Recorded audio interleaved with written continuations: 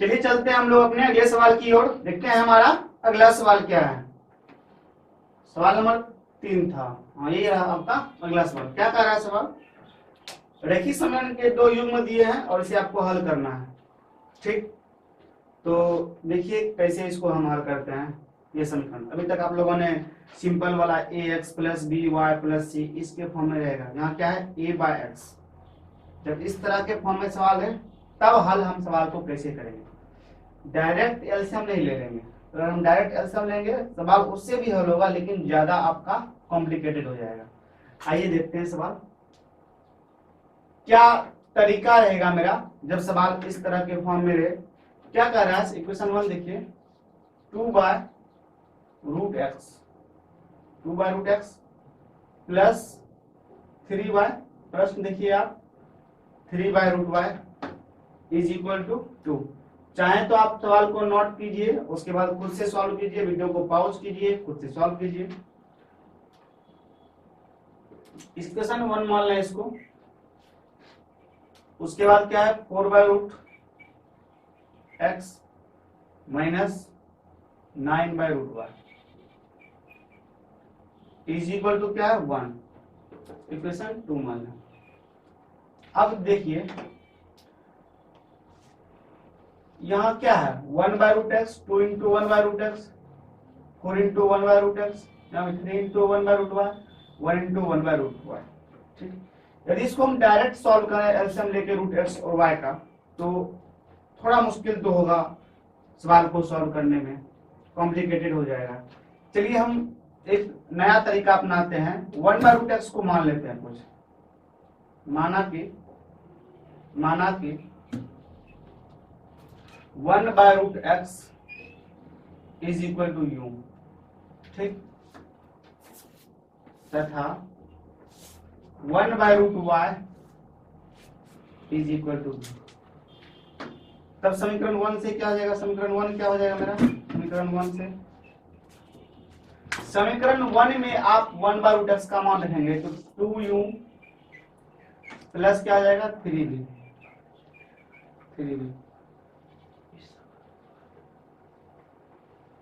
2u plus 3v is equal to 2। समीकरण 2 क्या होगा, समीकरण 2 से क्या हो जाएगा 4u माइनस 9v होगा इज इक्वल टू 1। अब आप इस समीकरण को देखें, यह दो चर वाला आ गया ठीक समीकरण, हालांकि वो भी था लेकिन यह फॉर्म आपका ax plus B Y plus C के फॉर्म में आ गया। चाहे तो आप यहाँ विलोपन विधि यूज कर सकते हैं या चाहे तो प्रतिस्थापन विधि, जो आपका मन है वही करें, सवाल सॉल्व होगा। हम यहाँ विलोपन विधि अपनाते हैं। यदि समीकरण 1 जो हमारा ये है इसको हम v वाले टर्म को इक्वल करना चाहें तो यहाँ 3 है और यहाँ क्या है 9 है। ठीक, इसको 9 को लाने के लिए 3 से मल्टीपल कर देंगे, करेंगे कि नहीं। ठीक, अब हम इसको मान लें कुछ समीकरण 3 मान लें, इसको समीकरण 4 मान लें। ठीक, समीकरण 3 को 3 से गुना कर समीकरण 4 में जोड़ने पर इस समीकरण को 3 से गुना कर दिए का है, हमको भी वाला टर्म इक्वल करना था और समीकरण 4 में हम जोड़ देते हैं। आइए करते हैं यह काम। समीकरण 3 को 3 से यदि मल्टीपल करेंगे तो क्या आ जाएगा 6u plus 9v is equal to 6। 3 से मल्टीपल करें 3 गुने 2 6u, यहाँ 3 गुने 3 9v और यहाँ क्या जाएगा 6। और समीकरण 4 को क्या है 4u minus 9v is equal to 1। इसे यदि जोड़ना है तो जोड़ेंगे तो क्या होगा, देखिए मेरा 9v और माइनस 9v कट गया, यहाँ क्या बचा है 10u इज इक्वल टू क्या है यहाँ 6 और 1 क्या होता है 7। u इज इक्वल टू क्या आया 7/10, 7/10। अब देखिए u हम क्या माने हैं, देखिए u हम जो माने हैं 1/√x माने हैं, तो u की जगह हम 1/√x दे दें, तो क्या जाएगा आपका u की जगह 1/√x दे दिए, तो 7 क्या आ गया, दोनों तरफ वर्ग कर दीजिए, दोनों तरफ वर्ग करने पर, दोनों तरफ वर्ग करने पर क्या पाते हैं हम, √x का स्क्वायर करेंगे, एक बार लिख लें √x का होल स्क्वायर, दोनों साइड इक्वल, दोनों साइड आप वर्ग करें, LHS और RHS टर्म का स्क्वायर हो जाएगा, क्या बचेगा देखिए, तो √x का square x is equal to 10 का स्क्वायर 100, 7 का स्क्वायर 49, तो x का मान क्या है आपका, इसलिए x इज इक्वल टू 100/49, ये आपका क्या हुआ, आंसर हुआ, क्या हुआ आंसर हुआ।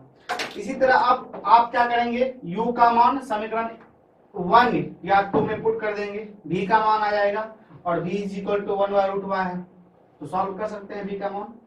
वीडियो को पॉज कीजिए, खुद से सॉल्व करने का प्रयास कीजिए, और नहीं हो रहा है फिर से प्ले कीजिए और देखिए किस तरह हम v का मान निकाल। चलिए समीकरण 4 में हम u का मान रख देते हैं, आपका मन है आप 3 में भी रख दें, 2 में भी रख दें, 1 में भी रख दें, समीकरण 4 में u का मान रखने पर, u का मान रखने पर वीडियो को पॉज करें, खुद से भी करने का प्रयास करें। अब तो कैलकुलेशन है, अभी तक आप समझ चुके होंगे सवाल किस तरह करना है, क्या है 4u - 9v is equal to 1, ये है हमारा u का मान रखिए, तो 4 इंटू u का मान क्या है देखिए यहाँ पे 7/10, तो 7/10 रखिए, -9v इज इक्वल टू 1, 2 से कटाइए, 2 दूनी 4, 2 पंचे 10, क्या हो जाएगा यहाँ 14/5 -9v इज इक्वल टू 1, या क्या लिख सकते हैं -9v इज इक्वल टू 1 -14/5, ये क्या हो जाएगा हमारा -9/5, या -9v is equal to -9/5, minus minus cancel, ये 9 कटा दे यहाँ से, तो v का मान क्या आ गया 1/5, और v किसको माने हैं हम 1/√y, तो 1/√y क्या है 1/5, या ऐसे क्या लिख सकते हैं √y इज इक्वल टू 5, इसलिए y इज इक्वल टू क्या है 25। तो आप देख रहे हैं आपका x का मान क्या आया था, देखिए यहाँ पर x का मान आपका आया था 100/49, 100/49, और y का मान क्या आया 25। तो जब इक्वेशन इस रूप में दिया रहे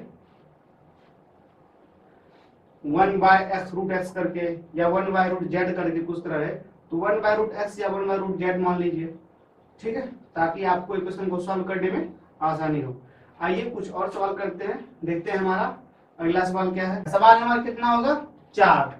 देखिए सवाल 4 क्या कह रहा है, इक्वेशन आपको दिया है, इसमें x और y का मान निकालना है, दो चर वाला रैखिक समीकरण का युग्म है, देख रहे हैं आप। तो आइए सॉल्व करते हैं इसको। सवाल नंबर 3 और 4 करीब करीब सेम सवाल है, बस यहाँ क्या है 3x + y, वहां पे 1/x और 1/y करके टर्म में दिया हुआ था।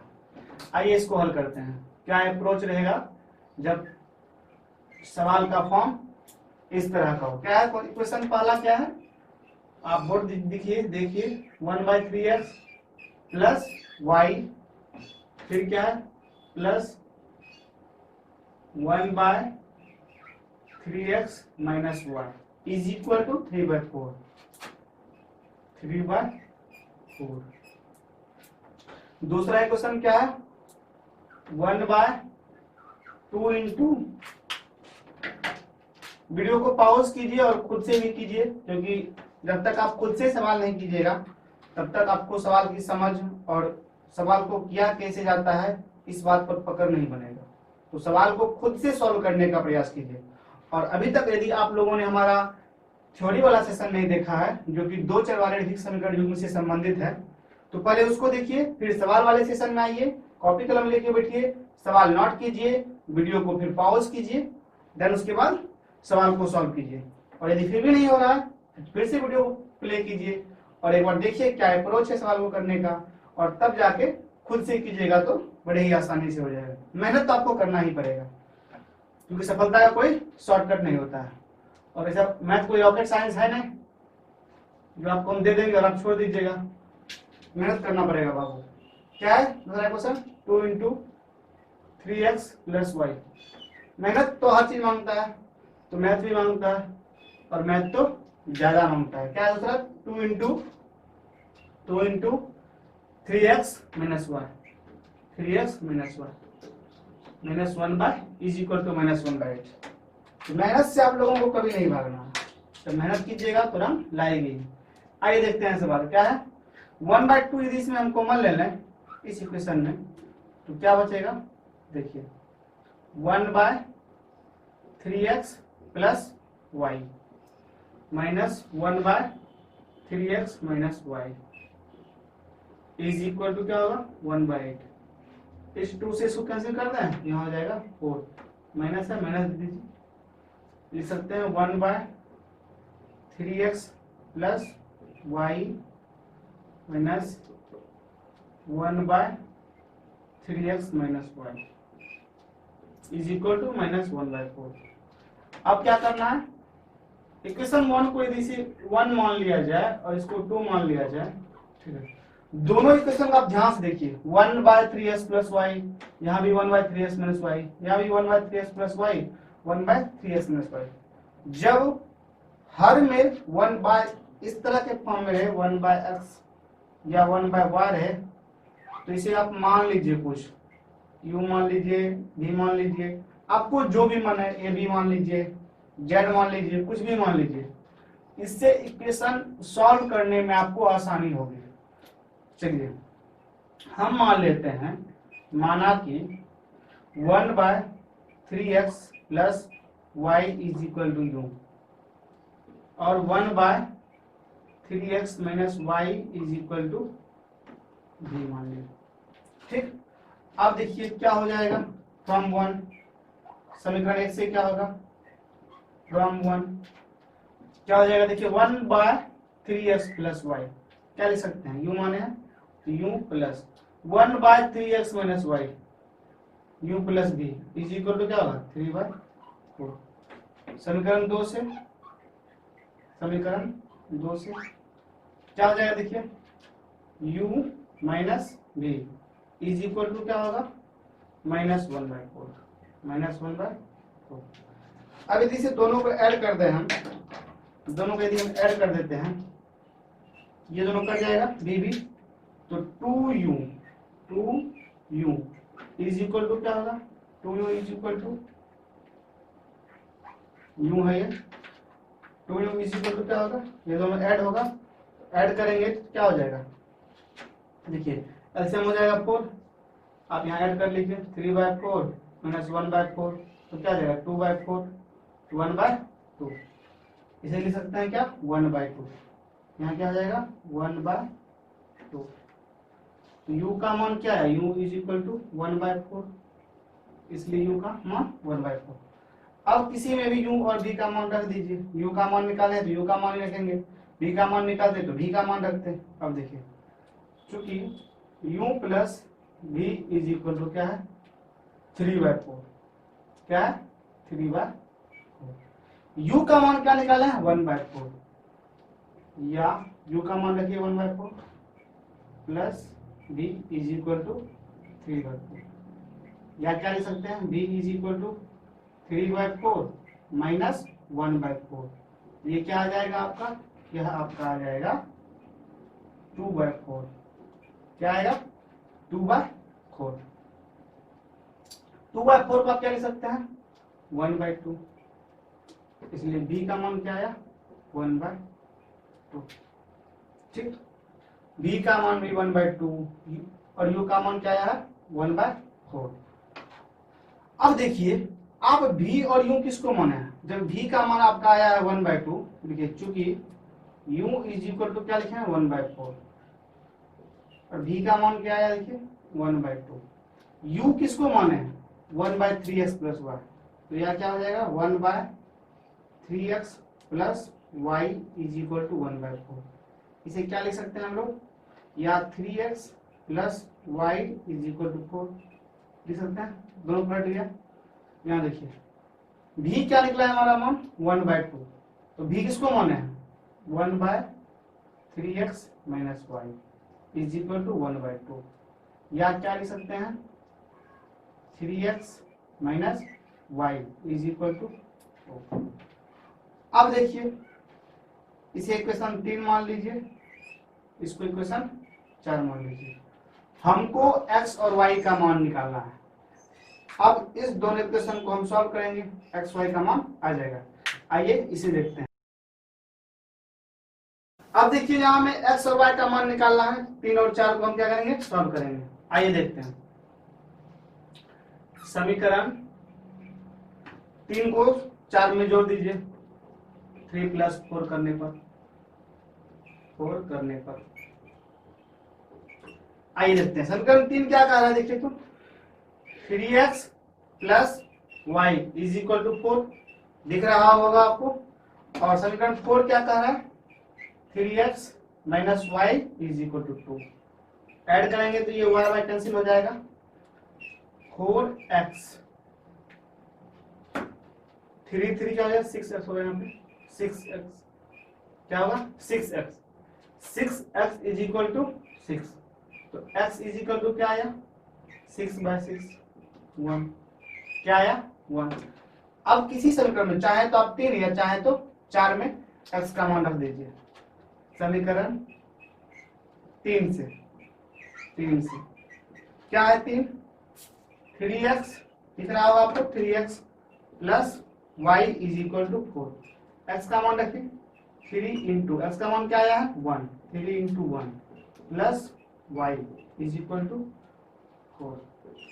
अब देखिए 3 into 1 plus y is equal to 4, तो 3 plus y is equal to 4 लिख सकते हैं, या y इज इक्वल टू क्या जाएगा 4 माइनस 3 क्या आया 1, तो y का मान भी क्या आया मेरा 1 आया, और x का भी मान क्या निकालना है 1। हमारा आंसर क्या हुआ x is equal to 1, y is equal to 1, ये आंसर है हमारा। आइए कुछ और सवाल को करते हैं।